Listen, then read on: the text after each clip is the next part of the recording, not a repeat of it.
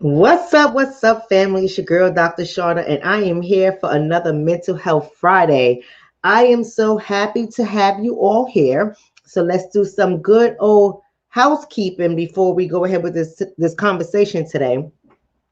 I suggest you stay engaged, get your notepad, because we're going to have a real conversation about this Virginia couple who was murdered in their front lawn.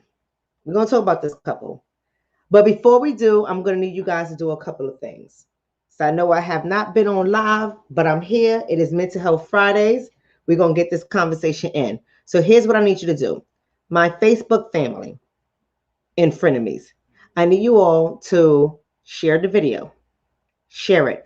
I've been doing really well in my video, so it's safe to share it. And the reason why I know I'm doing well is because YouTube has not been dinging me, and they have made all of my videos acceptable, and they have not been blocking them. So I need for you guys to go ahead and share the video. It's safe to do so. I'm on my best behavior because YouTube had whipped my ass into shape. So you can go ahead and share the video.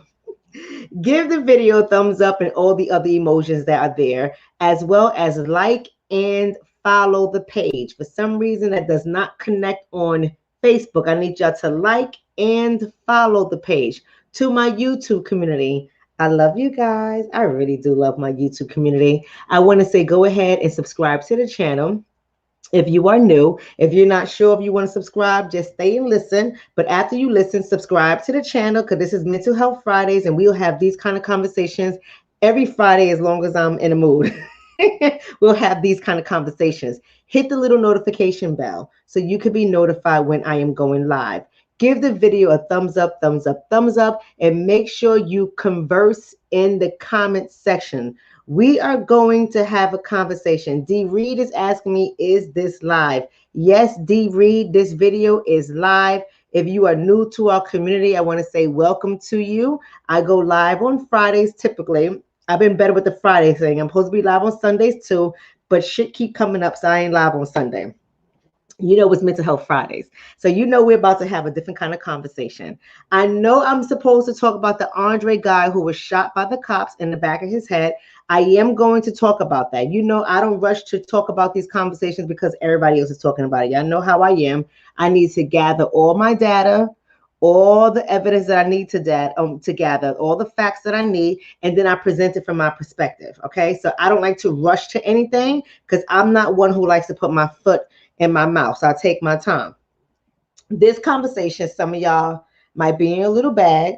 Y'all might get upset and catch some feelings, but that's okay because this is Mental Health Fridays and we talk about the things that most of the other people are not speaking about from our perspective, right? So we have to talk about these things because we got to get better mentally. We got to get better in our goddamn community, right? Thank you. What's up, Sid? I want to talk about the military couple that was murdered in their front lawn in Virginia. Did y'all hear about this conversation? Thank you so much for that, Here for Truth. I'm so glad that Here for Truth always puts up the suicide prevention number. That's what I'm talking about. I love my moderators. You see, the reason why he's always putting up the mental health, the suicide prevention hotline number, that's very important because I don't think we pay enough attention to this in our community. I think there's a lot of things in our community we keep breezing over. And we got to stop breezing over the things in our community that needs our attention in order for us to strengthen our community so we can get better as a whole. But I'm going to give y'all perspective. I just want y'all to know that Here for Truth is always putting that up there. If any of you guys who are listening ever need help, do not ever hesitate to reach out for help. All right, so that number is there, use it. But let's have this conversation. Shout out to Sid. Sid was the first one to drop this story in my box.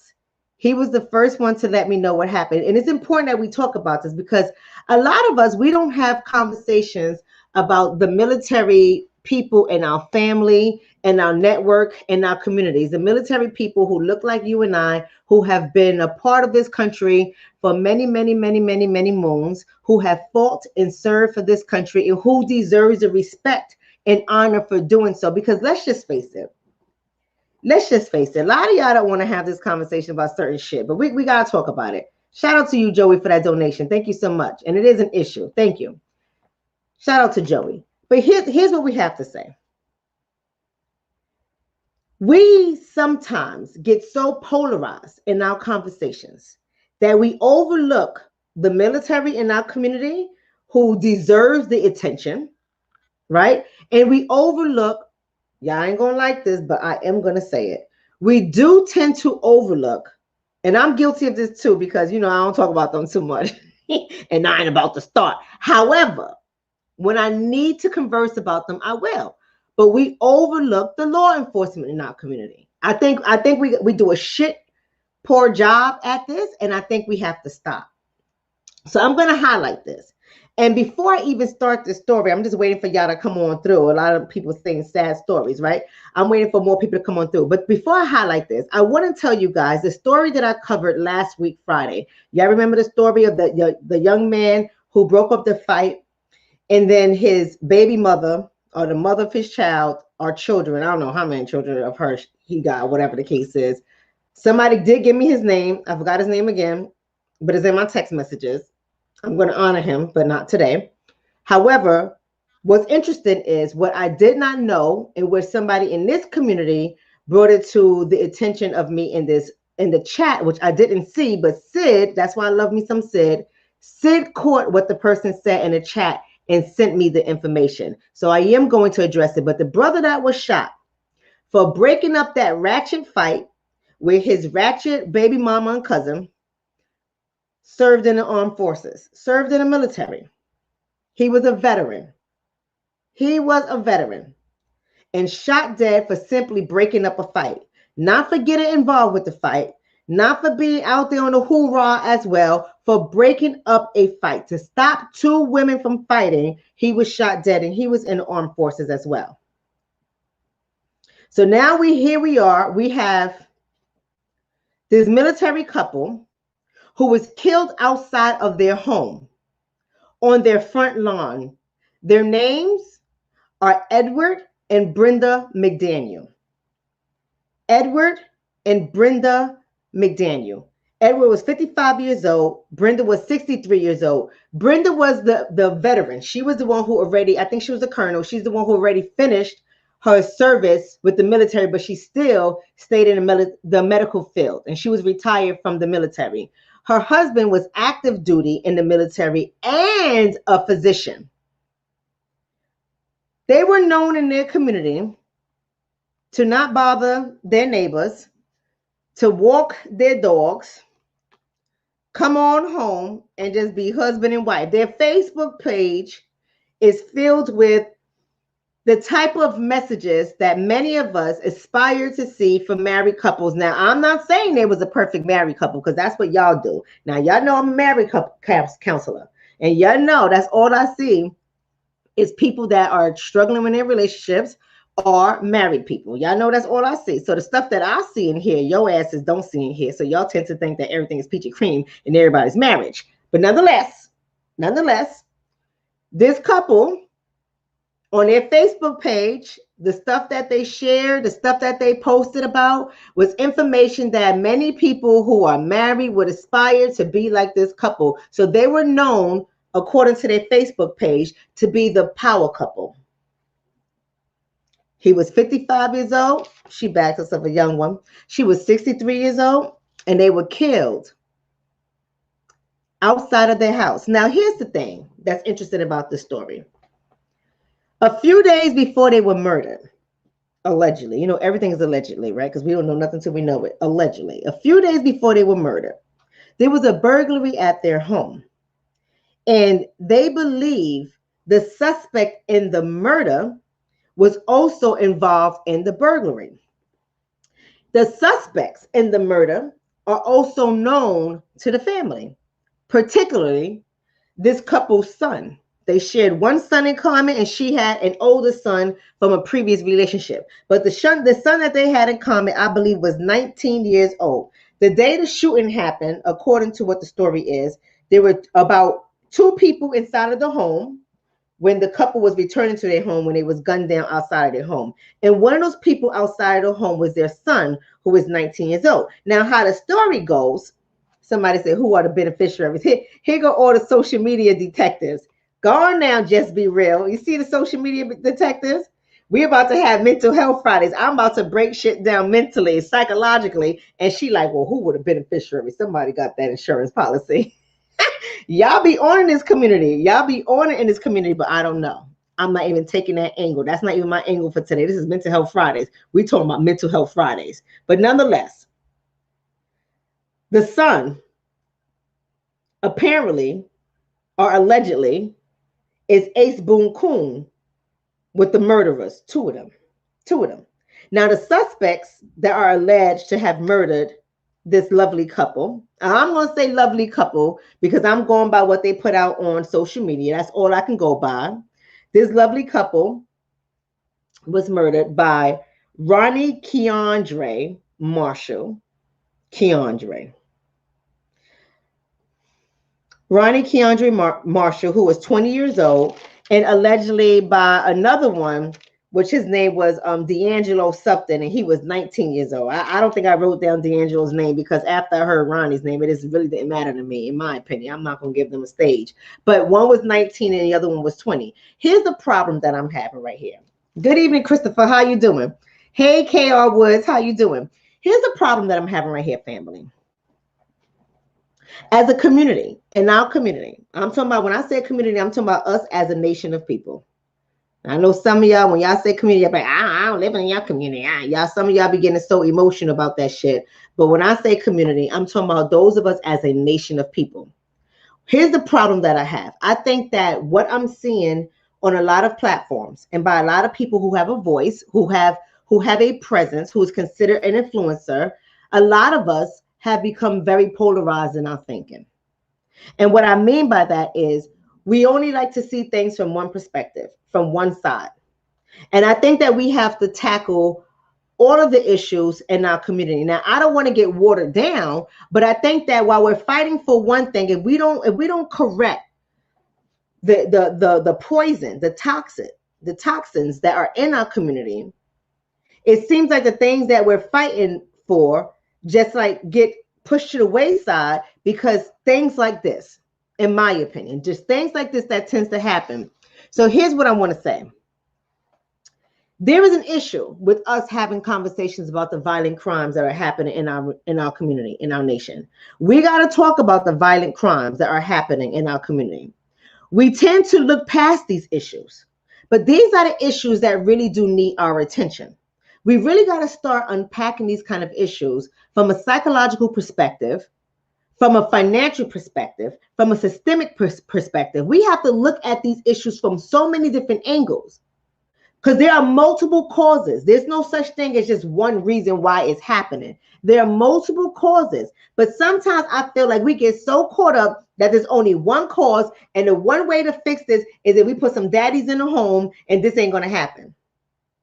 We put some daddies in the home, and this is not going to happen. That is a bold-faced lie.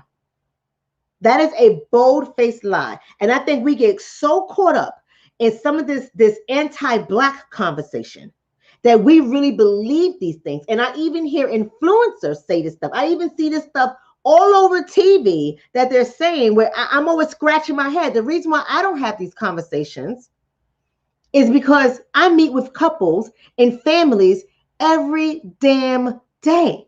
Y'all have no idea how many couples I see per day. No joke, no lie.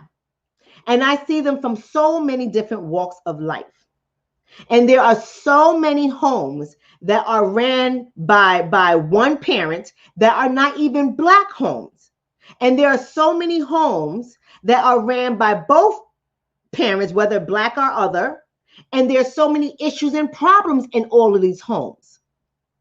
But when it boils down to our community, we have to really start looking at what is happening on multiple angles and stop trying to take these one-stop shop, fix-all solutions and say, if you put some daddies in a home, this ain't going to happen.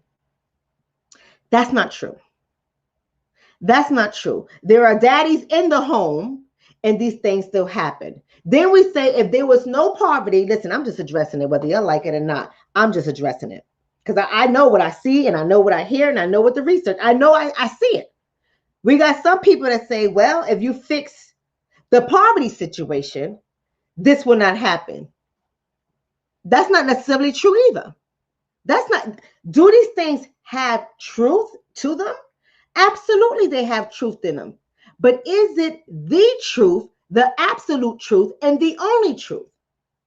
No, it is not. So I think that we have to be careful with how we are tackling some of these issues, how we are conversing about some of these issues, and how we are conducting ourselves publicly when it comes to some of these issues. Because the things that we believe, it's not true. Or is not the only truth, or a truth, the total truth. Now, is not to say that poverty, systemic oppression, racial bias, and social injustices are not part of the reasons why we are seeing these things, because it is.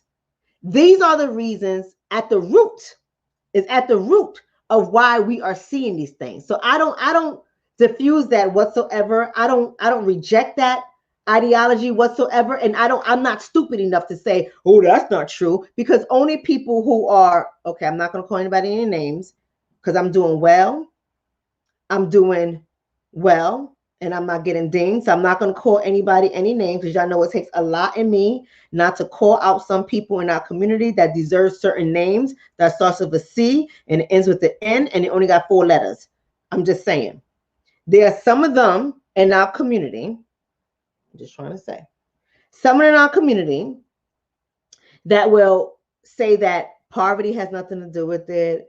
Systemic oppression, we got to leave that age-old ideal alone. It's not applicable anymore. Sure, there's racial bias, but racial bias ain't going to lead to the crime in your community. Sure, there's social injustices, but social injustices are not going to lead to the crime in your community. And I dispute all of that. I think those things are at the root. But is that the only thing that is contributing to the crime? No.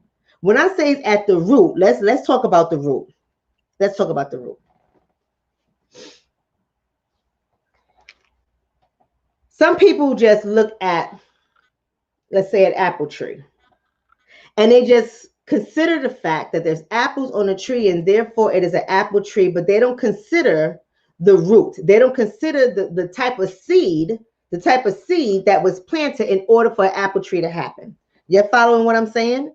In order for you to get that apple tree, you have to have planted a seed and maintain that seed through watering it, feeding it, giving it the sunlight, everything you needed to do to make sure that seed springs, grow roots. The roots go deep and allow the tree to grow up. And even as that tree is going up, you still got to tend to it to make sure you strengthen the root, and then it becomes an apple tree. Now, many of you guys think about the apple tree as just a positive thing, and you may not be able to tie it to what I'm talking about. And yes, the apple tree is a positive thing, but let's look at the process of creating an apple tree. Just like some of the violent crimes in our community, there is a process of creating the violent crimes in our community. It doesn't just happen overnight. You don't just wake up one day and then they are violent people in our community. It doesn't work that way. There are seeds that have been planted, the seeds of poverty, the seeds of systemic oppression, the seeds of racial bias, the seeds of social injustice, and I can go on and on and on. These seeds have taken root, okay? And the tree has sprung up. But the difference is, there is a number of factors that's going to make sure on a continuous basis that that tree, the roots of it, the roots of systemic oppression, the roots of poverty, the roots of racial bias, the roots of social injustice, there's a process that tree, our community is the tree, is a process that we had to have gone through over a period of time to make sure those roots run deep enough in order to hold up the system in which you're created. So I don't deny that. I understand that intellectually. I understand that it is at the root of it. But there's also another angle that we have to consider. And we must consider the fact that the root is there. We already know that the root is there. But we must be the ones to restore our village. Because what happens is the root doesn't really care. The systemic oppression stuff doesn't really care if that tree bears fruit. The fruit is a good thing about the tree. That's what makes it the apple tree. For us to see the fruit on it, it makes it good. But if you don't properly take care of that tree, if it doesn't have the right temperature, if it doesn't have the right sunlight, if it doesn't have the right fertilization, that tree will eventually not bear fruit. But despite the systematic oppression, the racial bias, and the case goes on, right? Despite that, the tree can still bear fruit. Well, we're not discussing. I hope y'all follow me, because y'all know how I am with my analogies, right? The problem that I'm having in our community is there are some trees among us that aren't bearing fruit. We're only focused on the root. We're only focused on the seed that was planted, that bear the roots, the systemic oppression, racial injustice, racial bias. We're only focused on the root, and we're not looking at the tree and asking, why isn't that tree bearing fruit? Why aren't there any apples on that tree? That is an apple tree. I know it's an apple tree because my mama was an apple on that tree. But now there are no apples on that tree. What happened to the apples? What happened to the apples?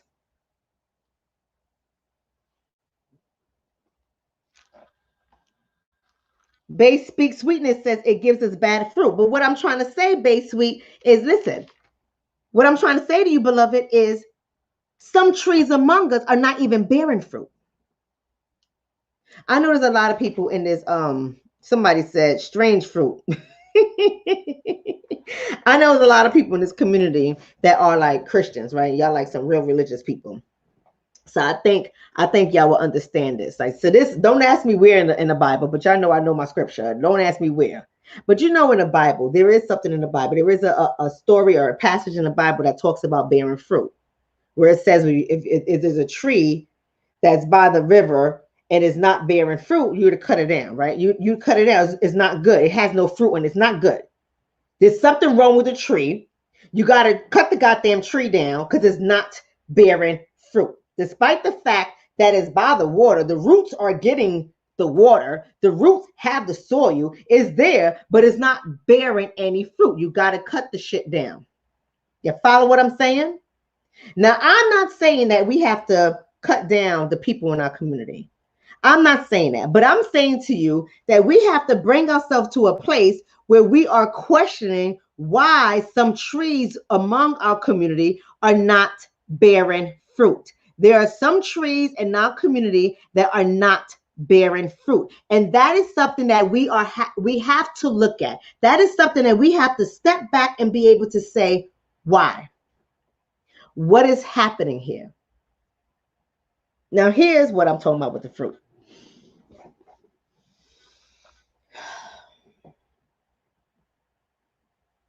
What is the fruit? Because I know some people, they're like, well, what is the hell she talking about? Well, who the fruit we're going to be? Aren't we all the fruit? No, we all are not the fruit. Our community is the tree, but we are all not the fruit. We are all not the fruit.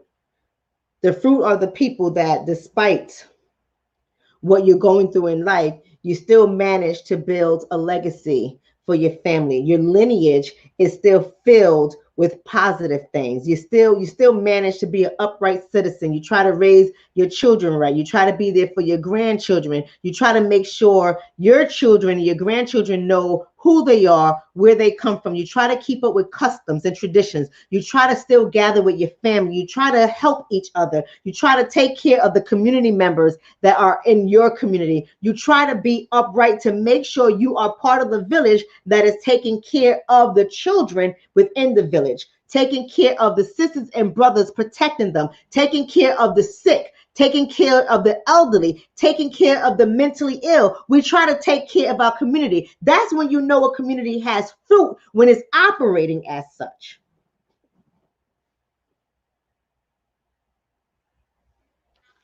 When it's operated as such. That's right. That's right. This person here said it right here. Fruit is productivity.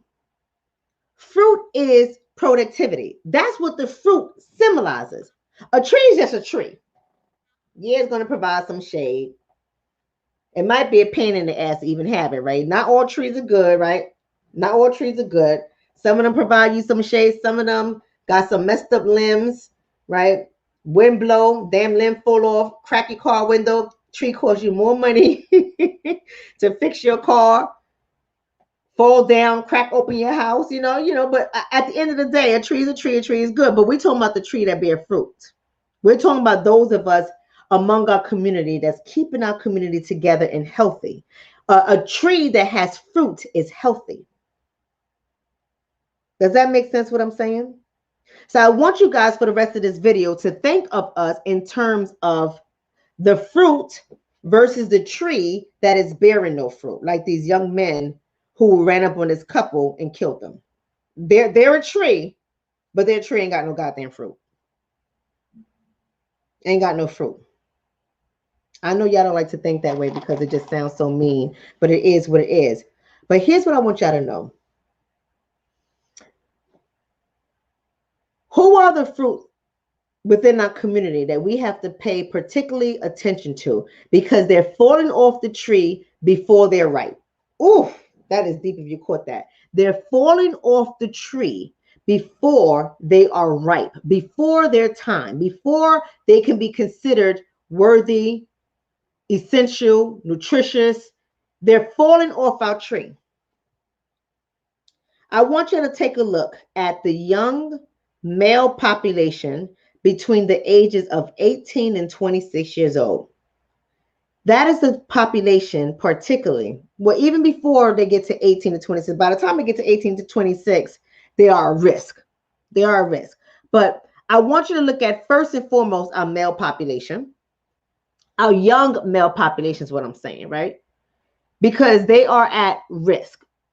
They're at risk. By the time they get to 18 to 26 years old, our young Black male population is at elevated risk. So think of risk in terms of color. You got your green, you got your yellow, you got your red. When it's green, that's them young little brilliant Black boys that we have in our communities. When they're young and you nurture them correctly, them things are smart as a whip. They know things. They like math. They like science. They want you to read to them. They like the books. They like the fun things. They like to ask questions. They're very inquisitive, right? Though that's that age where it's important for us to provide the sunlight to the tree so it can bear some fruit. We got to provide the sunlight. We got to give it nutrients. We got to make sure the ground stays fertile. We got to toil the ground. We got to work the ground to make sure that tree can survive. To make sure that tree has a chance to survive so that one day it can bear fruit. But something is happening among some of our young Black males. Young, I'm talking about young when they're not cute anymore. See, everybody like them cute until they're not cute anymore. Something starts to happen when they get about 9 years old. 9 years old, 9 to 10 years old. And yes, we understand the systemic issues that start to happen that can alter the way their life goes once they get 9 and 10 years old based on their interaction or engagement in school. It can alter their course. But we also know that not all young Black males from that age, from the 9 years old, 10, 11, 12 years old age, not all Black males grow up to be disregarded. Right? Shout out to Sire. Thank you so much for that donation. Right? Not all young Black males are disregarded. And not all young Black males at that age continue to be nurtured, continue to get hugs, kisses, continue to be told that they're smart, they're handsome, they're strong. You're my favorite big boy. You're my favorite little boy. Some of them don't continue to have structure. Sit down, do your homework. No one goes outside till your homework is done. Turn off the television. Turn that crappy music on. They don't continue to get the same attention that they were getting when they were cute. Right? They don't get the same attention. And then when that child leaves that 9, 10, 11, 12-year-old age, 13 to about 17 years old is the second chance we have to reach them. The first chance is when they got into that 9, 10, 11, 12 age, right? Then when they get 13, about to enter into high school, 14, 15, 16, and 17. 17 might be a little bit too late for some, but usually around that age, that is the second wave we get to save our Black boys. Now I'm going somewhere with this. Y'all just going to have to keep following me. The second wave we get to save our Black boys. But what tends to happen, not only in society, how society starts to treat the young Black boys, but what happens to those same males among their family and the so-called village? What happens? Right? Here's what somebody's saying in our community, for profit. How do we get people to stop verbally beating down their children? I hear people talk to their kids like bigots talk to ninjas. Right? That's a good question. Maybe the community can answer it, because I'm not going to touch that one with a 10-foot pole. But it's a good question. So I talk to a lot of both mothers and fathers, and a lot of them got their own issues and their own pain that they're going through. That when that child gets to be that age, they don't see the child the same way they did when they were young and cute. Now that child is problematic. Now that child is hard-headed. Now that child, he ain't gonna learn. He ain't gonna learn. You keep acting like your knucklehead friends, your stupid ass friends. You're gonna be just like them. You know, you're saying things like this, not realizing that kind of wording, that kind of engagement, that kind of talk with your child pushes them away and makes them feel rejected. You are in essence pushing your children out of the pack. Oh, I know y'all ain't getting it. So here's what TP Judah is saying. The father plays a big part also. Absolutely, the father plays a part. But let me tell you something, TP. Is that the whole truth and nothing but the truth, so help you God? No, it's not. It's not. Because there are presently, and there have been in the past, plenty of Black males that did not have engagement with their fathers, and they did turn out to be productive Black males in their community and in their children's lives. So how do you account for that? Thank you for that donation. Shout out to you. Thank you so much. So that's what I'm asking. And that's what I mean when I say we have to really start to pay attention to the message that we're communicating that is anti-Black, and we are not even aware that's anti-Black. How do you account for that? There are Black males in our community who did not grow with their father, and they are productive Black males. So I'm asking you that question not to be funny, but how do you account for that? This is Mental Health Friday, y'all. Come on. Come on. Come on, y'all. Answer that. Right? So here he says, my dad was gone, but as a kid, I naturally gravitated to good people, and I had a really good grandfather. Okay, let's use that for a second. All right, for profit. Let's use that for a second. You said, my dad was gone, but as a kid, I naturally gravitated to good people. Let's stop right there for a second. So you're talking about good people, whether they were in your family or out of your family, meaning within the community. What has happened to our community now? What has happened to our community now? There are good people in our community, but what was the difference between the good people that exist in our community now versus the good people in your community when you were growing up? Shout out to Sid. Thank you for that donation. Sid says, that's the age where some of these mothers spoil their sons, thus causing failure to launch. And then when their sons get older, they don't want to have a goddamn thing to do with them. Then they start saying stuff like he's hard-headed. And then they start yelling and screaming at their sons. Not all. I'm just saying something starts to happen where our perception of the cute little black boy that we all used to love to see. Come over here. He's so cute. We used to hug on him, especially black women. Come on, y'all, black women. There's something about little boys in our community. When they're little, black women, come on. We be taking everybody's sons. Come on, let him come to me. Come to my house. He's so cute. We want to dress them up and take them with them anywhere. Black boys, there's something about black boys and women when they're younger. Come on, let's not act like it don't happen in our community. We love on them.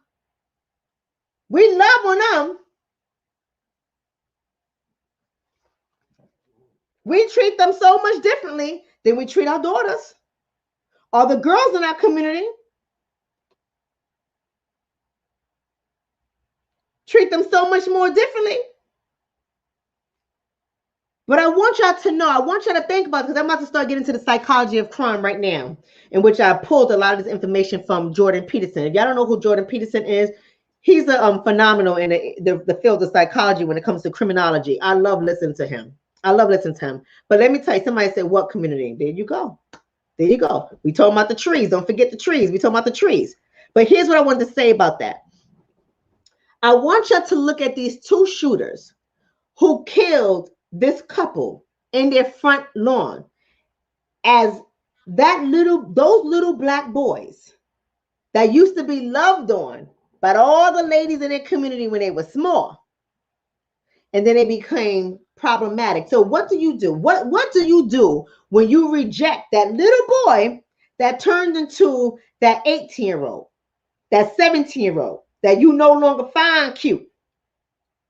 What happens when you reject him? When you're constantly pointing out the negative aspects in him? When you're constantly pointing out everything that he's not doing right? What tends to happen to those kind of boys that listen to that rejection over and over again? They hear it in school, they hear it in their house, they hear it from the people in the neighbor, it's reinforced by the institutions. What happens to that child where he keeps hearing over and over and over again that he's failing and he ain't good for nothing?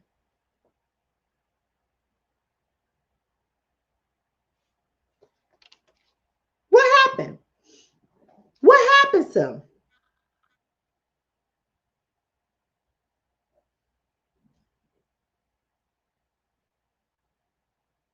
Right? Here's what somebody's saying. Well, who's this? Is it a girl? Allison saying, I hate when they say you go get all the girls. Quit throwing that shit into boys' heads. Right? What happens? What happens? Somebody said, wow, I never thought about this. This is why it's Mental Health Fridays. That's why y'all gotta share the video. Y'all should be engaging. Because I want you to think. I want to elevate this thinking. Derek says, and this is one of our community members in the community. Shout out to Derek. Derek says, self-hate begins. Self-hate begins. Reese says, this is Mimi, my bad. I'll get to you, Reese, in a second. Mimi says, many girls' daughters, like myself, are taught to be slaves to their families, even if it is slavery to poverty, non-educated, and being overweight due to the confidence being taught. Well, I mean, maybe that's something that you experienced, Mimi. I'm not going to say that your experience is inaccurate. I'll tell you one thing about my family when it came to the girls. The girls had to get it. You could not be a failure and be a woman in my family. See, the boys were loved on. They were loved on. The boys could do no wrong, baby. The boys can do no goddamn wrong. They can have girlfriends before 18 and everything. Not the girls. Not the girls in my family. The girls in my family, you better not bring no messed up grades in the house. You better not carry yourself like a hot mess. You better not be hugging up on no boys. Oh, you 17, you better get a job. That's in my family. Reese says he grown into what everyone said. You're absolutely right, Reese. You're absolutely right. He's grown into what everyone says. My mom, my spiritual mom over here says he turns to the street. Shout out to my mom. What's up, Queen Mother? So he turns into the street. It's important that we think about that, because fellas, maybe y'all can tell me, because maybe I'm too book smart. Maybe I don't know about this, but do you know, ladies and guys, when you start pushing that young male out of the pack, we're going to talk about the psychologists around. I'm about to start it now. When you start pushing him out of the pack, you are forcing him to form his own pack, because he has to feel like he belongs. He has to go for his symbol of respect and status, or as some scholars would say, status, right? He has to go. He has to go and find his status. He has to go and find his respect. You're pushing him out. You're beating him down. And if you don't think he's good enough, he's going to find somebody who will respect him. If he can't puff up to you and get you to respect him, he's going to go find his own pack in which he is respected. Shout out to Here for Truth. Thank you so much for that donation, Here to Truth. Thank you for that. He's going to find his own pack. So let me ask you, are you not a part of that? Do you not hold some accountability and responsibility to what you're doing to that seed that's turning into a fruit that's bearing turn into a tree that's bearing no fruit? Do you not hold responsibility for those two boys? Because that's what they are, 20 and 19, they're still boys. Do you not hold any responsibility to them pulling the trigger and killing down this military couple on their front lawn? Do you not hold any responsibility to that? Thank you for that donation, Miss Melanated. She said children live up or down their parents' expectations. Right? Somebody else says we must stop pushing our children out. So we don't have any responsibility. We can't expect. We think of so what? So what? We said you lazy, you a bum. Get the F up. You keep going like that. You gonna be a loser, and you ain't gonna amount to nothing in life. Ain't nobody want no dummy. What the hell you going to school for if you just gonna get these grades? You might as well just drop out.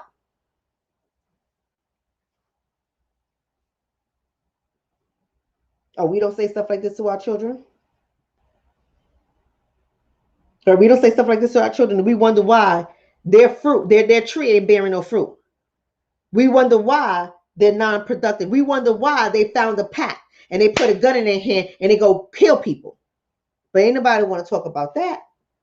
Ain't nobody want to talk about that, because it's much better to point to the root. It's much better to say, well, it's because of the systemic oppression. It's because of the racial bias. It's because of the social injustice. You're right. We understand that. I'm not saying it's not, but you're telling me that there's no getting around that? How do you explain that some people don't go through that versus some people who do? I'm not talking about wealth creation. I'm not talking about that. That's a whole nother conversation. So I just want you to think about it. Let's get into the psychology of crime, then I'm out of here. So listen, I want to make this very clear, because one language you're not going to find in this on this broadcast is the language of black on black crime. And if you start putting that in my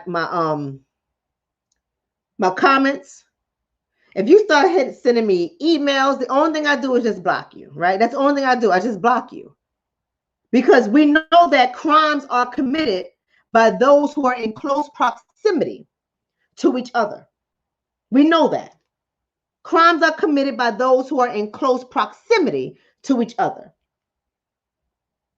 Yes, we have intra, within, not inter, between, but intra, within, intra-racial bias. Violent crimes. We have intra-violent crimes, and we have intra-racial violence too. Shout out to Sid. Sid says, don't forget that some things are lost in the nomadic lives of military children.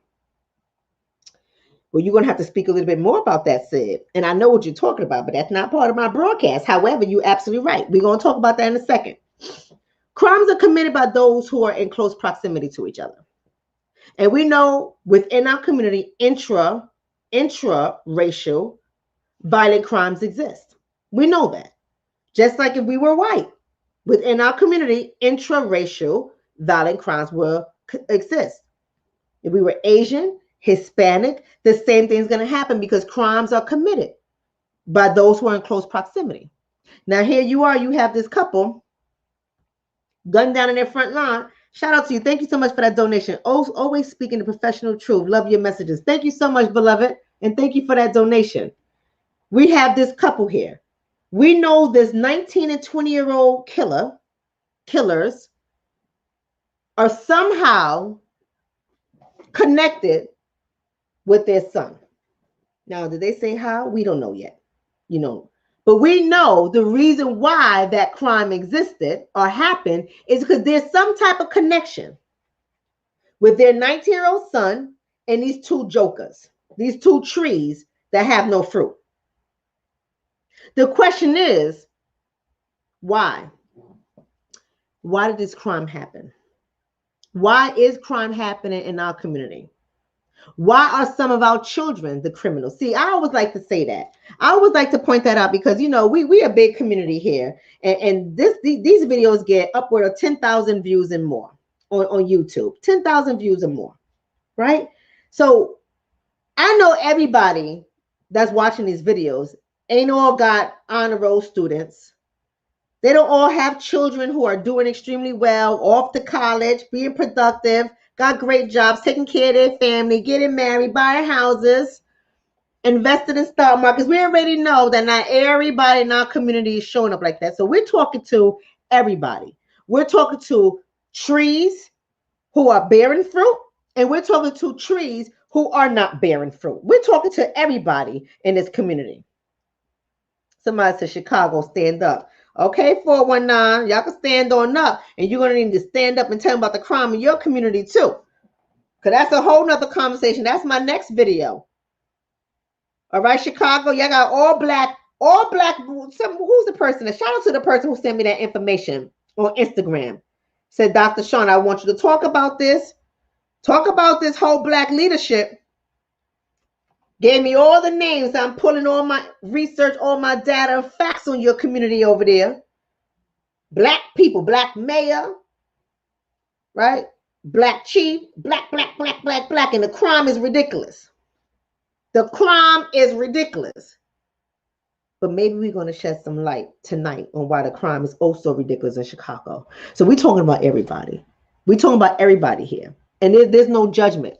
Even if your child is Ronnie or D'Angelo, even if your child is a child who pulled the trigger and put somebody else's child in the grave, or somebody's mother in the grave, or somebody's father in the grave, we're talking to everybody because we all got to take accountability.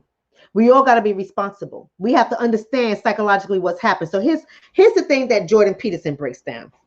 And I love the way he did this. We're going to examine this. We're going to help you to see some things, right? Here's what Jordan Peterson breaks down. He said, number one, when you're looking at crimes that are being created or committed in these communities, primarily the crimes are between males, men, right? He says, so when we really think about why are men creating or are engaging in violent acts against each other, we have two things we have to really examine. He said, one, when the resources, now I'm going to say the money. When the money is relatively distributed equally, meaning everyone is doing the same as the next person. Everybody's doing just as well or just as bad. The money is equal. It's egalitarian is the word that he used, where it's equal between the males. You good, I'm good. You got it, I got it. And we all equal. You know, you living. You got your house, I got my house. You got your whip, I got my whip. We all equal up in this bitch. We all equal. Then the crime is low. He says stats prove that. Statistics prove that. The crime is low when the resources, where the money is equal. Reason number 2. Where there is an imbalance of money, where there's a little bit at the top who got the money versus the many at the bottom who do not have the money, the violent crimes increase. The violent crimes increase. That means when Ronnie and D'Angelo hanging out, I don't know anything about Ronnie and D'Angelo. I want to put that out there because I don't want you to say that Dr. Shonna said this about Ronnie and D'Angelo, because I don't know them trees with no fruit from a hole in the wall. I don't know them, but I'm just using this as an example. Let's just say Ronnie and D'Angelo came from a household of trees that bear no fruit. Y'all following me, right? That's why I gave you an analogy at the beginning. They come from a household of trees that bear no fruit. They ain't got no money. They ain't got no resources. They ain't got no crib. They ain't got no whip. They ain't got no kicks. They ain't got no ice. Y'all think I don't know all the language? I know all the language. They ain't got none of that. And they friends with a 19-year-old child of this army couple who comes from a tree that bear fruit. Now, I don't know if this is the truth. I want to make that very clear. So don't go back and say this is what Dr. Shonna said. I'm just giving y'all this for analogy because in Mental Health Fridays, I want y'all to really think about it. Because some of y'all allow Ronnies and D'Angelos into your houses. Some of y'all think y'all doing something by allowing Ronnie and D'Angelos into your homes because we trying to be a part of the village. We trying to do what we need to do. So we letting them into our homes and they looking around our homes. And they're coming from homes where there's no fruit. They're starving. And we let them into our homes and they looking. They looking. And they're wondering. And they plotting. Because on that Monday, they hit that home. Allegedly. They hit that home for a burglary. Allegedly. A burglary in progress. 911 went out. Police showed up 2 minutes later. It doesn't say that they got away with anything, but it was halted. So maybe I will hope that Mr. and Mrs. McDaniels has some burners in the house. I will hope. Maybe they don't walk their dogs with burners. Right? Maybe they don't do that.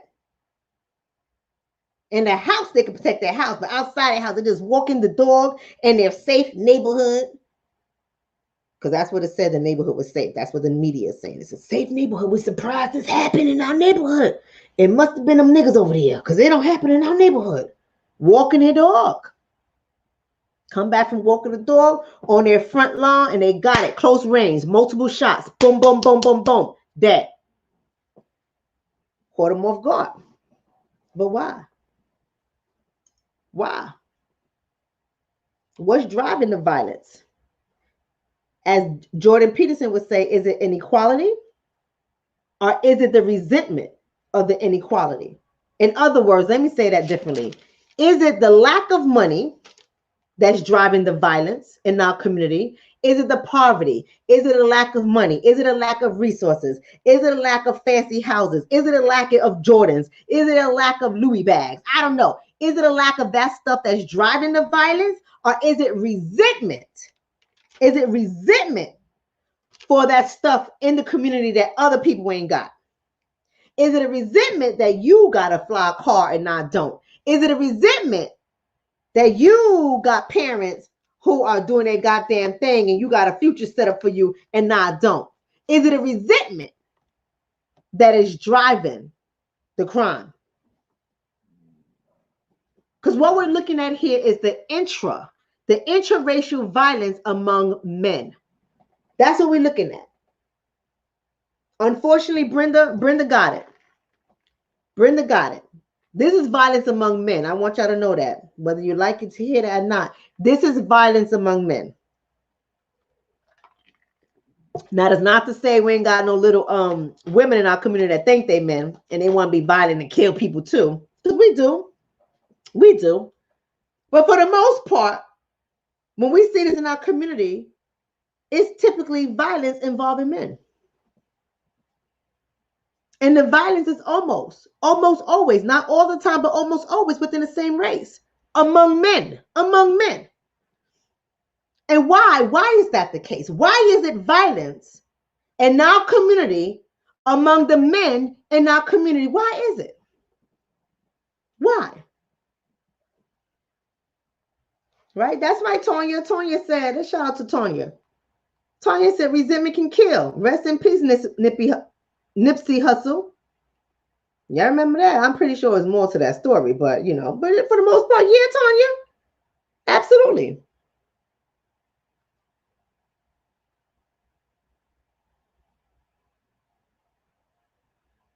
Somebody said here, Chelsea said, if we study these people as their own community instead of cast off in need of redemption, the crime would make sense. I see where you're coming from, Chelsea, and even the stuff that I'm talking about today, Chelsea, you can take what I'm saying and make it applicable as in their own community and not cast off. Now, see, what I'm saying to you, Chelsea, and I'm not saying I disagree with you, right? We got to study everything, but we don't say that the left arm is by itself. We don't say the left arm is not a part of the body. The left arm is still a part of the body. It is still in our community. And maybe that's part of the problem. I'm not saying what you said is the problem. I'm saying maybe that's part of the problem. Maybe we're not tackling this in our community because we're looking at the left arm as separate from the body. We're looking at it as they're not part of our community. They're cast off. Why do they do stuff like that in their community? Don't go like that in my. No, sweetheart. No. The system doesn't separate us. The system does not separate us. Right? The system does not separate us. Because Ronnie and D'Angelo may not have lived in that community that Mr. and Mrs. McDaniel lived in, but they make no mistake, they are of our community. Because if you read or listen to the interviews of the neighbors, there was one of the neighbors said that, we don't have any problems. I don't really know the couple. The couple ain't never talked to anybody, but the ones that had the problems were their sons. Their sons are the ones bringing guns to the community. The sons are the ones that had the problems. That's what the neighbor said. So they're not looking at it as, oh, the son's friends are from another community. They got a problem. They're looking at it as we're all in the same community. Right? Sid, shout out to Sid. Sid said, extremely expensive to live in Springfield, Virginia. When you're 19 and your parents ain't funding you, I say insurance money for $500, Alex. I know what you're saying, but so it's important for us to realize that. So that's why I bring up the resentment. That's why I bring up, are you resentful because you don't have what they have? Are you resentful for that reason? And so when we look at the violence among men, we have to also realize that violence is related to status. Y'all need to write this down because I'm almost gone. Y'all got to remember this. Violence is related to status. That's one thing, to status. People can become hostile and violent because of their lack of success. When you're trying to get ahead and you just can't seem to get ahead and everybody else is doing it, you even see, let me say, y'all better stop acting like y'all don't know what goes on among people in our community. We just talking about our community. It goes on other places too, but this is a Black channel. We talking about our community. How many times have you ladies went out and maybe you was dip dipped to the finest. You was dipped in gold. You came out platinum, whatever. You was doing your damn thing. You had your red bottoms on. You had your LV bag. Your hair was laid for the gauze. Your outfit was slamming. Your body was tight. You don't even look like you 45. You out for the gauze. And then you have somebody who ain't got their shit together like you do. And she tell me, I don't like that bitch. Don't even know you, but she don't like you. I don't like that bitch. And if you drop the age, take away 45 and add it to 25 or add it to 23, the one that says, I don't like that bitch will be the one that want to fight you. You dancing, and that'll be the bitch bumping you. That'll be the bitch acting like she all drunk, bumping you, liquor falling on your clothes. You backing up like, whoa, hold on, ma, hold on. Well, you got a problem? You got a problem? Am I the only one that has ever experienced that? Because now you're acting too cute for me. You're acting too cute for me in this chat. It's either we're going to keep it all the way real or we're not going to be real at all. Stop acting too cute. You think they're going to say that's their community? No, baby, that's our community. That's our community. Y'all better stop acting too cute. Or the dude that come by, he got his shit together, go away to college, come back and got his little job. He get all excited. First time he can afford his first Beamer. Payments crazy as hell, but he got his first Beamer. He come through dripping in his Beamer. This nigga think he better than people. That's what the dude's saying that is sitting outside on the block. And they don't say that to his face. They're like, what's up, college boy? What's up, college boy? I'm saying you coming through, college boy. Yo, I'm mad proud of you. Mad proud of you, college boy. You doing your shit proud. I mean, I'm saying keep it up, college boy shit. You making us all proud. They'll be the same motherfuckers that stick you up. Y'all acting too cute. See, that's what happened. I'm trying to keep it professional. I'm trying to be the doctor that I am. I'm trying to talk to you guys and teach you guys, but y'all not getting that shit. Y'all want me to get like this. Y'all want me to show y'all for real, I'm from the Bronx. See, y'all acting too goddamn cute. Too damn cute. Crime is connected to status. Crime is connected to status. And them jokers you have around you, those chicks you have around you, when you the only one eating and they starving, they will have resentment. See, but you want to keep making them, I ain't changed. I'm still the same. We still ace boom coon. We still family. We still people. The higher you move up, the more those motherfuckers don't like you. Oh, y'all taking it to another one. Y'all making me take this to another one. I'm trying to stay here focused, y'all. But y'all acting too cute. You're acting way too cute for me in the chat. Hell, you're from. So here's what I want y'all to know. I want y'all to know 3 things. And I'm out of here. 3 things. 3 things. Number 1. These jokers that I'm talking about are angry. They're angry, and it goes like this. It piles on. It goes from number 1 to number 2 to number 3. The shit get piled on. Number 1, they angry. First, they angry at themselves because things in life ain't working out right for them. Y'all gonna get my channel. Y'all gonna get my channel flagged. Y'all got me mad because y'all acting too cute in the chat. I'll get my channel flagged. I'm trying to be good.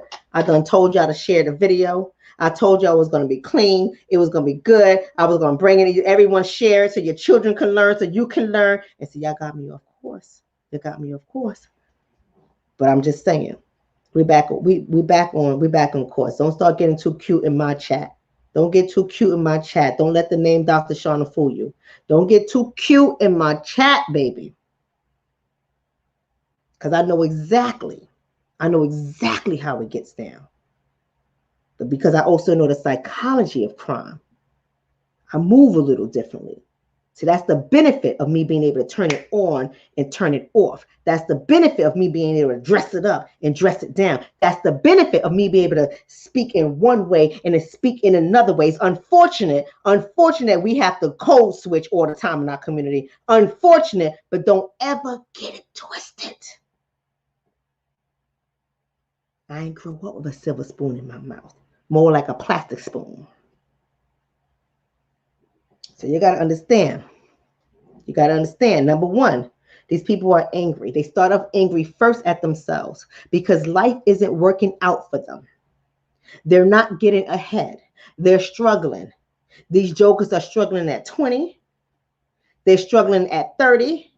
They're struggling at 40. Life is just filled of struggles for them, and they're angry. They start off angry at themselves.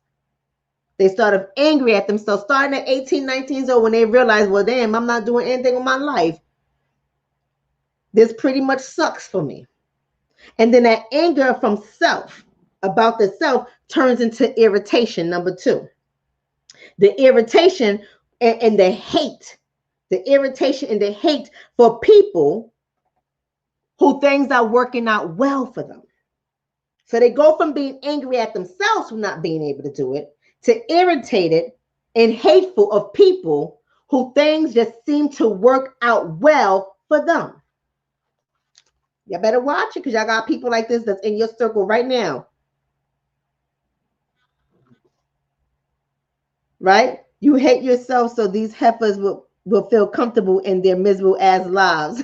I don't know what you're talking about, but it was funny. However, shout out to Carol. Thank you so much for that donation. That's first choice, right? First. You hate yourself first, like she said. Hate yourself first. Second, now you irritated and you hate people who life is just turning out well for them. That's the one that's in the clutter. Like she thinks she cute. I don't like her. Why you don't like her? You don't even know her. I don't have to know her not to like her. It ain't that you don't like her. It's that you don't like yourself. You don't like yourself because your life sucks. You don't like yourself because you're struggling.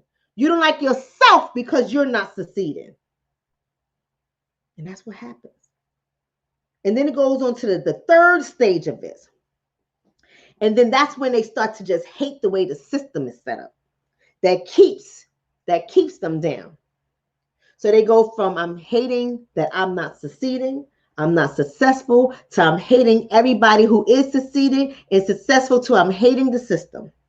I'm hating the system. And that's cool. You got all these different levels, these tiers of hate. Now the question on the table for y'all. Somebody said, dumb types raise badass kids. Well, they ain't say badass kids. You know, I just have to throw it in. Kids are not bad. Kids are not bad. Right? But then it goes on from after you got that, from hating yourself to hating people who are making it to hating the system. The question that I have for you guys on the table is, what do they do with all the anger? Put that into perspective. Let's put that into perspective. Let's talk about Ronald and D'Angelo, who gunned down Mr. and Mrs. McDaniel. So let's just say, hypothetically speaking, they had all that going on, those layers. They hate themselves, hate their mama and their daddy because the mama and daddy ain't successful, hate their grandparents, hate their house. They live in the hood, they live in poverty. Let's just say that. We just making stuff up because we don't know about them. We're going to make this stuff up. They go from that. Now they're looking at McDaniel's kid. They hating this too. Nigga, what you mean you hate your moms? Nigga, please, if I had a mom like your mom, shit. What you mean you hate your dad? I wish I had a dad. Then they start conversing with each other. We about to do this shit. About to hit this house. Them niggas got money in their house. About to hit this house. Now, they probably ain't say that. I don't know. It won't surprise me if they did. But I'm just saying. I'm just giving y'all a scenario. Cause fuck it. Because ain't nobody gonna give it. We gotta get it ourselves. It's do or die. And they get on that mentality. It's do or die. It's killed or be killed. They start to think like this. So what do they do with all that anger? What happens to all that anger? Now here's what I say. Somebody said, looking for a lick. Right? You know it. What do they do with all that anger? So here's what I have to say about the intraracial violence that exists in our community and what it's related to. I'm going to say this. I want you to know first and foremost it's related to status. A lot of these jokers ain't got no status. They want status. Money, power, respect. You be eating right. They want status. A lot of these jokers ain't got no status in their house. They come home, their mama calling them a bum. Their daddy don't even engage with them, don't even know if they exist, right? Their aunties don't care about what they're doing. Everybody is all harsh. The community thinks they're a bum.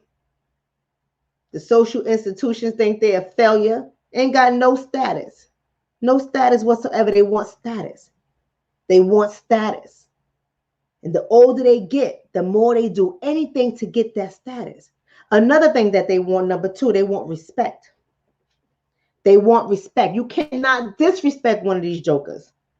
Even if they even think it's disrespect, it's going to be a problem. And they got the community so shook. They got the community so shook. The community is so afraid to approach these statusless, disrespected jokers. Because you can't even say anything to them. You can't even check them. Right? You can't even check these jokers. Because if you check them, even if you're checking them in love and they view it as disrespectful, there might be some consequences, bro. There might be some consequences you're going to have to face. Feel what I'm saying? Because they like status and they like respect. Number three, another thing that leads to intraracial violence in our community is inequality. Inequality. There's some that have it, this many that have it versus this many who don't. Inequality in our community. In our community and within the larger community. A lot of these jokers are afraid to leave their community because they don't feel comfortable in other communities because they feel like they don't belong. They ain't got it. You think I'm listen. Yeah, I'm not. Listen, I ain't making this stuff up. A lot of these jokers never even ventured out of their community. They stay within their community because you know why? They're insecure. They're insecure. They feel like people are going to look at them differently. You can't even invite these jokers to a restaurant that ain't Fridays or Applebee's.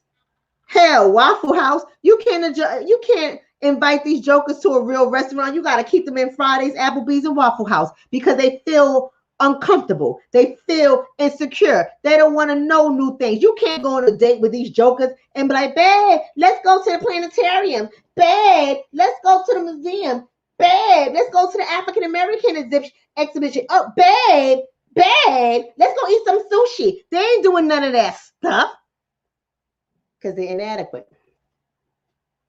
They're inadequate and they don't feel secure. They don't like it. And it reminds them of the inequality. It reminds them that they don't have it like you got it.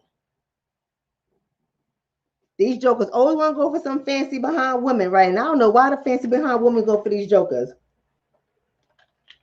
Because he's strong and cute. Strong and cute. Dude don't want to go to no fancy restaurant.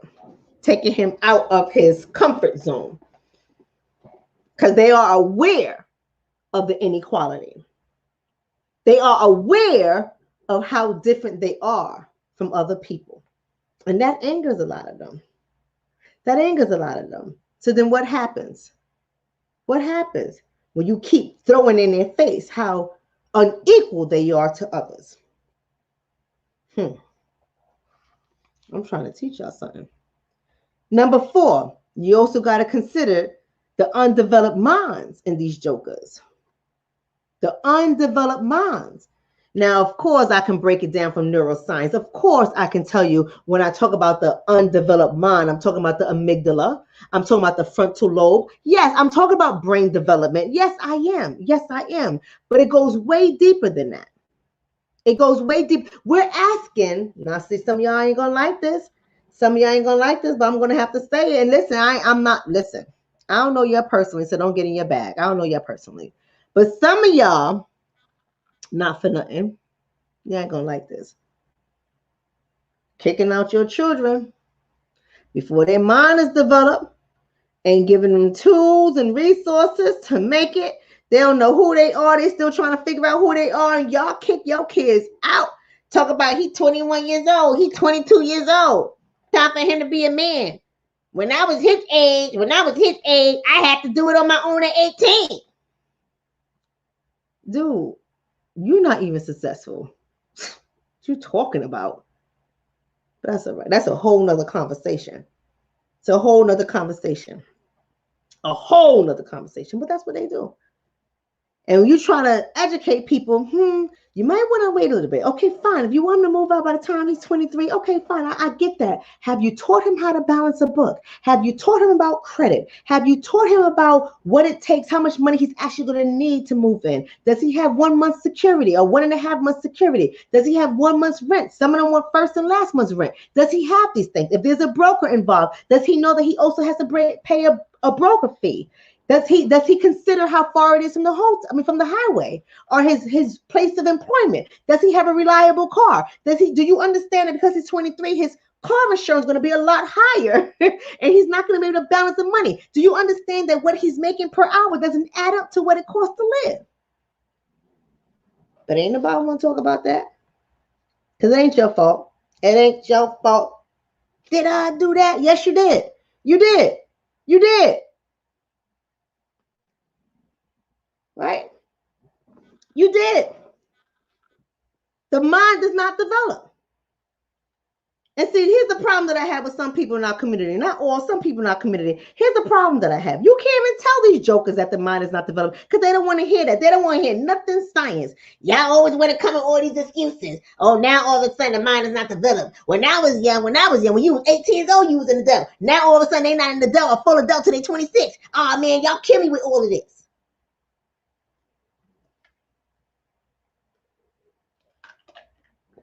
What's the ages of the people committing the crime? How old are the people committing the crime?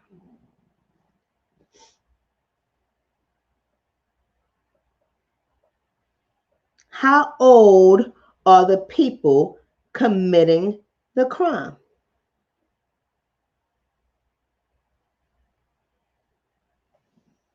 Right? Somebody says some of us can't teach what we don't know. You're right. And I don't take that away. You are absolutely right. I am not arguing against that. But here's what my argument is. In the age of the Aquarian, y'all know I'm an Aquarius. In the age of the Aquarian, the information is out there. People can learn. But how many people don't want to learn something because they just want to do what they always been doing? They don't want to learn nothing. Right? About 25 and under. Excellent answer. We got some people say 16 to 25. Excellent answer. 16 to 26. Excellent answer. All of that bracket. All of that makes sense. Somebody said 15 to 23. You can count that too. You can count that too. Ms. Melanated said 14 to 25. You can count that too. But y'all all in the same age bracket. So when I tell y'all the brain is not developed until the brain is 26 years old, why is that a hard concept for y'all to get?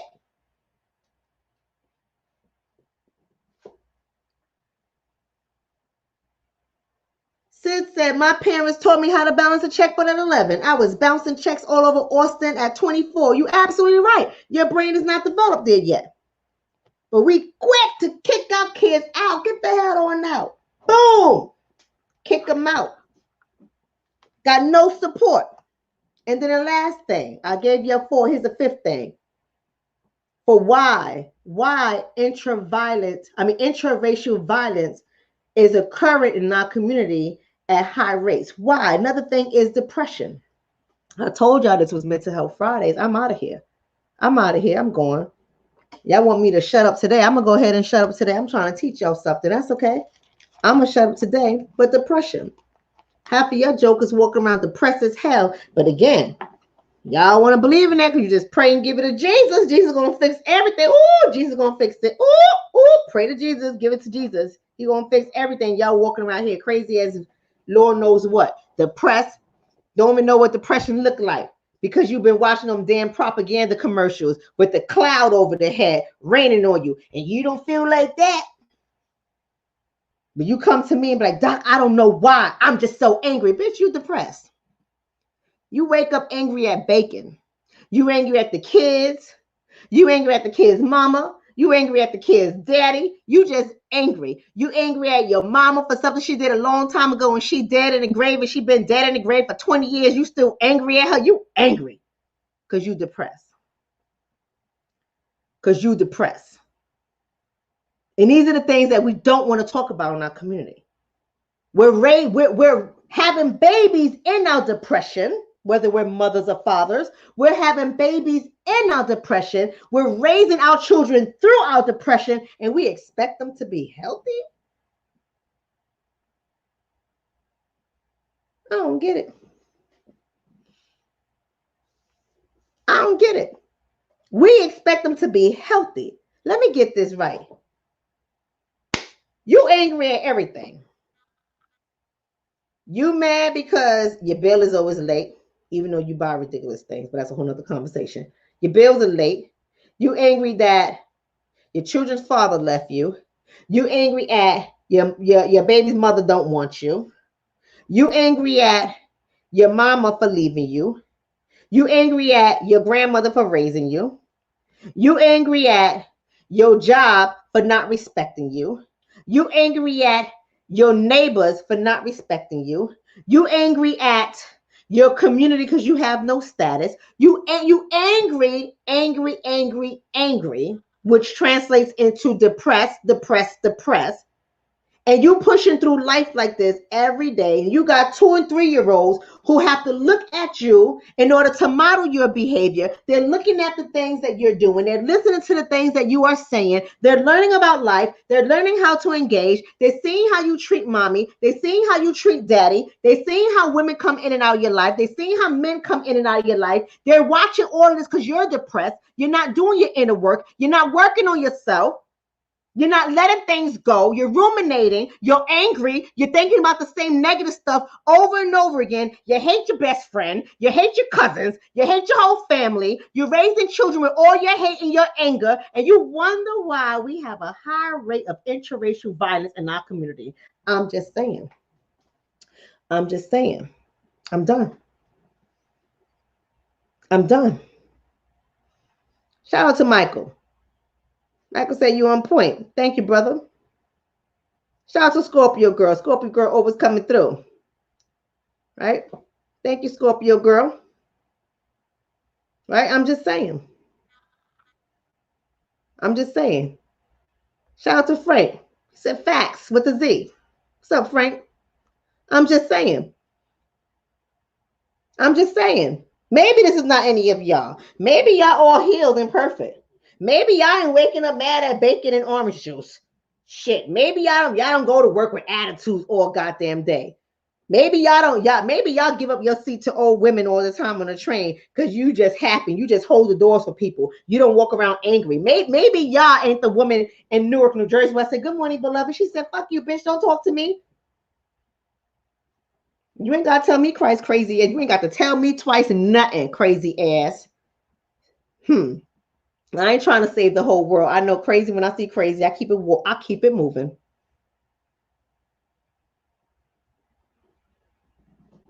You understand what I'm trying to say? That's why Queen said acceptance is the first step. People don't want to accept the truth. Right? People don't want to accept the truth. Right? Nope, we are suffering as a community. And guess what, Cameron? Not only are we suffering our community, we have normalized our suffering. We have made it okay to be angry. Yes, somebody said she said that. Yes, she did say that. I said, good morning, beloved. Like I say to everybody. I smile at people and I say, good morning. Fuck you, bitch. You don't know me. You absolutely right. Have a great day. On my way. Crazy, deranged, depressed. It's good. It's good. I ain't even trying to save you, baby. I take insurance.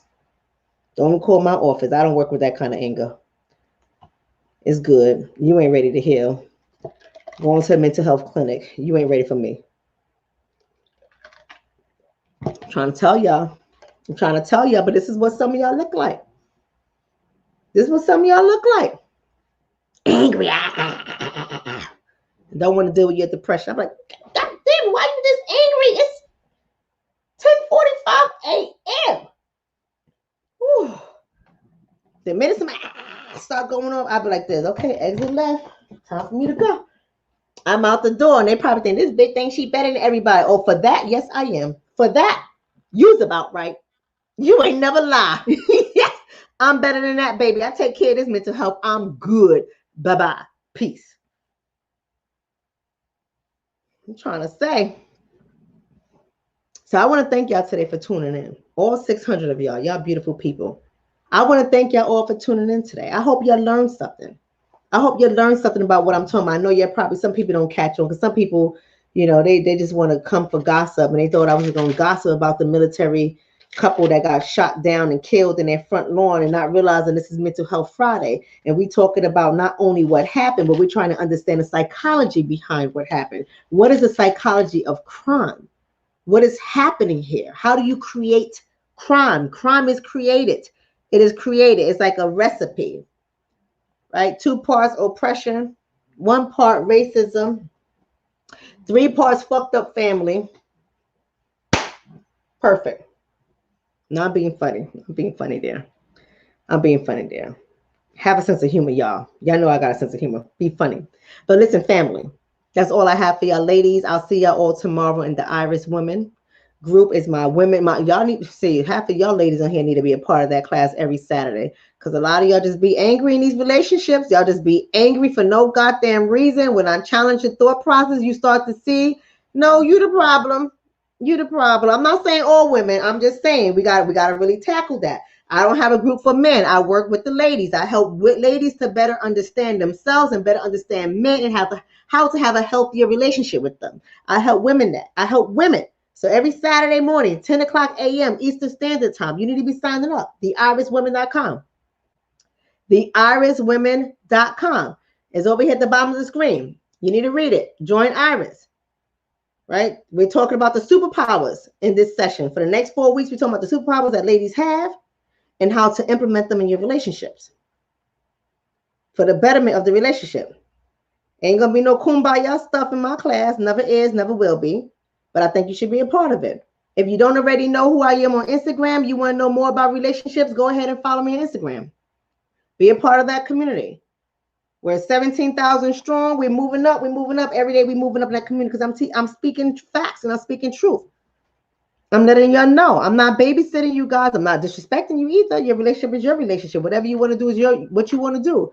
But I'm bringing truth. I'm bringing truth. I don't just beat up on one. I don't beat up on just the men. I don't beat up on just the women. I beat up on both of your asses because we all crazy. We all crazy. We all about to get sane with Dr. Shonna. So go ahead and join my Instagram community. Go ahead and subscribe to the channel if you have not already done so. Subscribe to the channel. Hit those thumbs up on Facebook, thumbs up on YouTube. Follow me on Facebook, like me on Facebook, be a part of the community. Hit that notification bell so you can know when I'm going live. I'm not going live this Sunday because it's Memorial Day weekend, and I got to make sure I show some love because y'all know my boo's in the armed forces. So I got to show some love. I got to show some love for the armed forces. Just protect me. That's all you have to do is protect me, and I'll keep you happy. But anyway, I love you guys. Peace and blessings, and I'll see you all next week. Have a blessed one.